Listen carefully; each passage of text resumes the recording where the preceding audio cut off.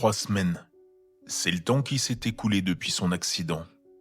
Le choc ne l'a pas tué, mais il lui a arraché sa conscience. Attachez toujours, je dis bien toujours, votre ceinture. C'est ça qui l'a sauvé. Si ce n'avait été pour cette ceinture, je serais pas en train d'enregistrer ces paroles. Je serais en deuil, comme une personne normale.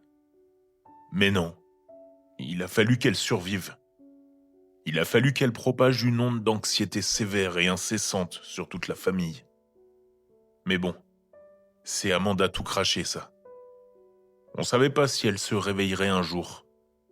On ne le sait toujours pas d'ailleurs. Nous n'avons pas eu de point final, vous voyez. Ce que nous savons en revanche, c'est qu'elle nous envoie des signes, d'une manière ou d'une autre. Elle nous supplie de la sauver. Elle nous supplie de la réveiller. Heureusement, pour le reste de ma famille, je maîtrise les réseaux sociaux.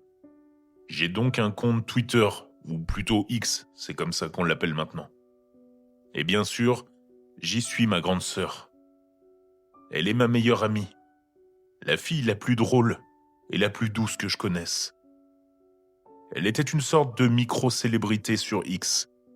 Elle postait quotidiennement ses croquis et ses dessins.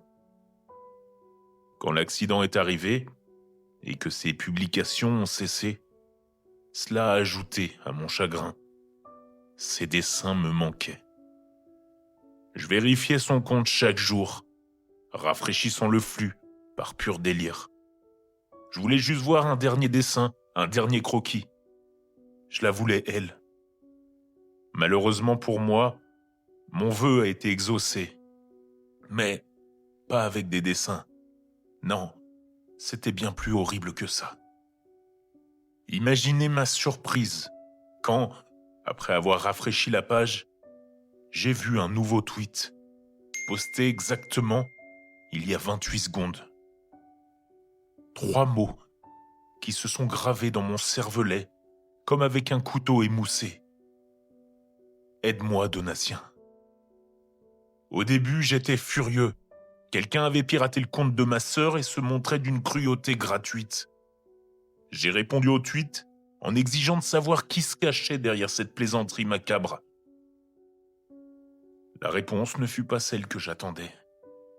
Il fait si noir. Ce qui me troublait, c'est que j'étais littéralement à l'hôpital. Je fixais ma sœur alors qu'elle gisait, brisée, dans ce lit froid de l'unité de soins intensifs. J'ai fermé l'application et j'ai saisi sa main en pleurant.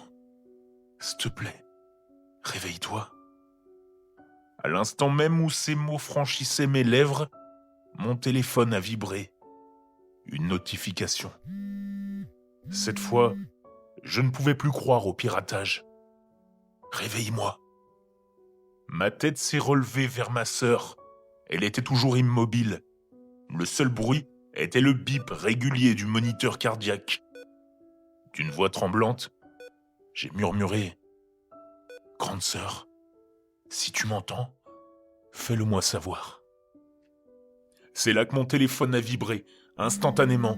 « Je t'entends. » Puis un autre tweet.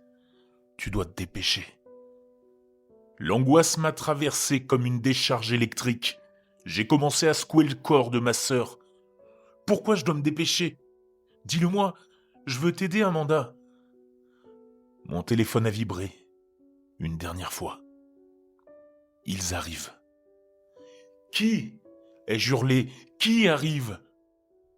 Les infirmières ont fait irruption dans la chambre pour tenter de me calmer, mais la vibration finale m'a plongé dans une panique totale. Le dernier tweet, que je lirai jamais, provenant de ma sœur. Ils sont déjà ici. Alors que je fixais la notification, le bip régulier du moniteur s'est transformé en un sifflement long et monotone. Les infirmières se sont précipitées. Elles ont bien tenté de la ranimer, mais elles ont échoué. Tout a échoué. J'avais échoué. Ma sœur était morte, me laissant avec un trou béant dans le cœur. Un trou creusé par une terreur existentielle et des questions morbides auxquelles je n'aurai jamais de réponse. Amanda, Si tu peux lire ceci, d'où tu es, je t'aime. Tu me manques et j'espère que tu reposes en paix.